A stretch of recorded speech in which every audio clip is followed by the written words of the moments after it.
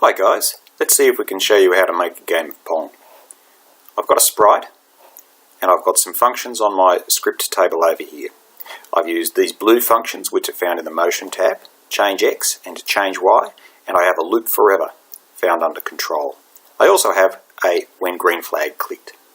What I need to do first is create a variable. So I've gone down to my data tab, I'm going to make a variable, and I am going to call my first variable acrossness. I'll create another variable and I'm going to call this up and downness. When the program starts, I'm going to set up and downness to 5 and then I'm going to set acrossness to 5.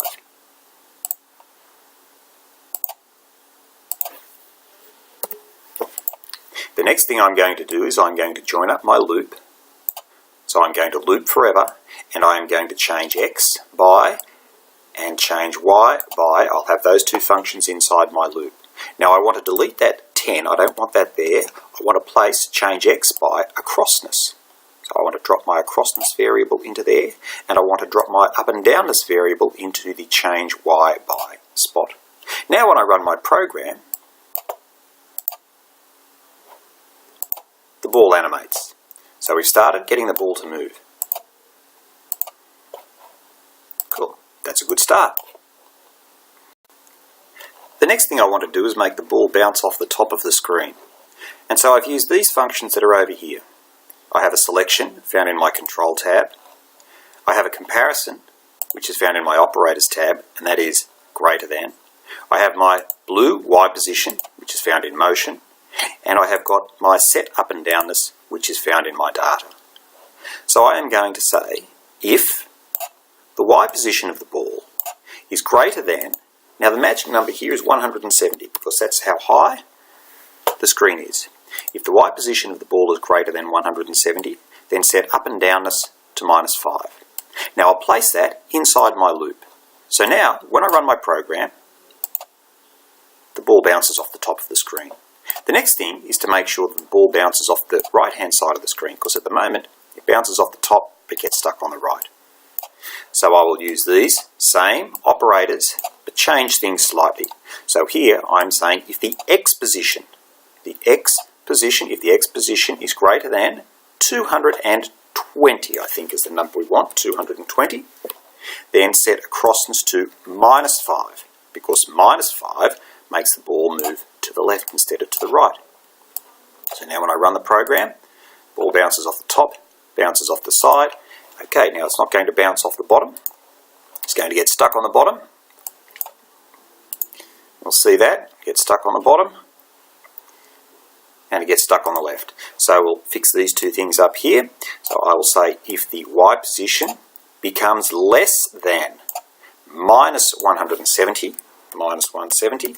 then set up and downness back to +5. And I'll pop that in there.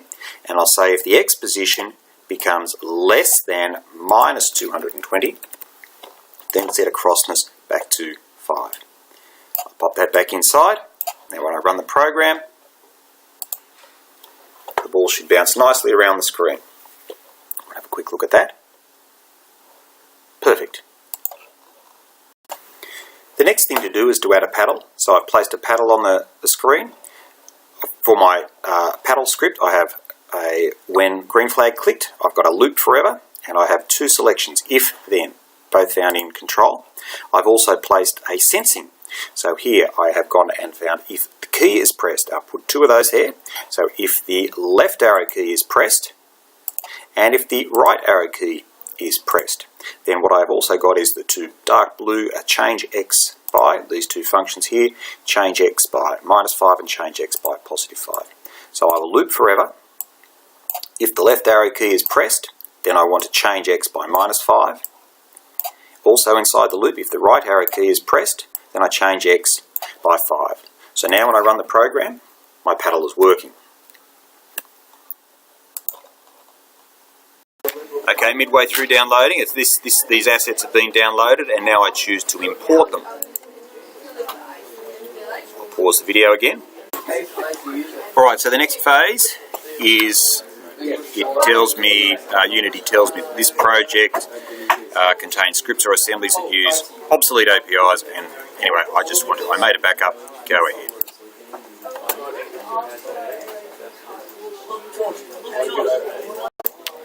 So from here I'll work very quickly. What I will do is I will add a terrain, which is a 3D object, and I'll choose to add a terrain. Okay, I will change the settings on my terrain, and I will make my terrain 2,000 metres width. Press enter, and length 2,000 metres.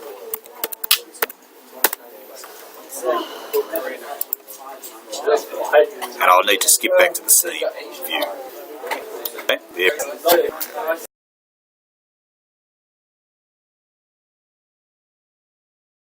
The next thing I'll do is add a texture, so I'll click on my terrain and I'll choose to paint. I'll edit textures, add textures, and now I should be able to find sand in there, one of the textures that's in there, because it was in one of the things that I imported. So to get sand, I double click on sand. Time.